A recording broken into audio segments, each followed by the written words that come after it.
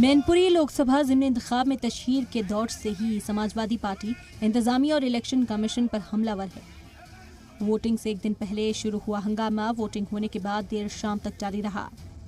पीर को वोटिंग के बाद समाजवादी पार्टी हामियों ने एक गाड़ी को रोक लिया। गाड़ी पर लिखा था सेक्टर मजिस्ट्रेट। कारकुनान ने इस गाड़ी को रोककर गड़बड़ी का इल्जाम लगाया। साथ ही हामियों ने जिला इंतजामिया के खिलाफ जमकर नारेबाजी की। हंगामे की खबर मिलते ही बड़ी तादाद में पुलिस मौके पर पहुंच गई। वोटिंग से पहले ही मैनपुरी लोकसभा इंतखाब को लेकर माहौल गर्म था। सुबह वोटिंग के दौरान अखिलेश यादव ने भी इंतजामिया पर बीजेपी के साथ साजबाज का इल्जाम लगाया था। जो पुलिस को ब्रीफिंग है वो ये है कि समाजवादी पार्टी को वोट ना पड़ने दिया जाए।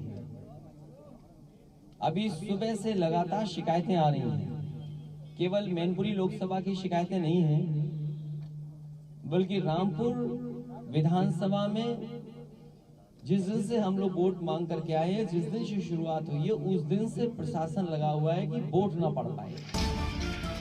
रामपुर में हुए इंतखाब को लेकर भी समाजवादी पार्टी में खासा नाराजगी थी। आजम खान के बेटे अब्दुल्ला आजम ने तंज कसते हुए कहा कि रामपुर में इलेक्शन नहीं बल्कि बूथ कैप्चरिंग हुई है। बूथ कैप्चर्ड है, पुलिस ने कैप्चर किए और भाजपा के कार्यकर्ताओं ने। डिग्री कॉलेज का बूथ कैप्चर है। चुनाव नहीं हो रहा। चुनाव कहाँ हो रहा है?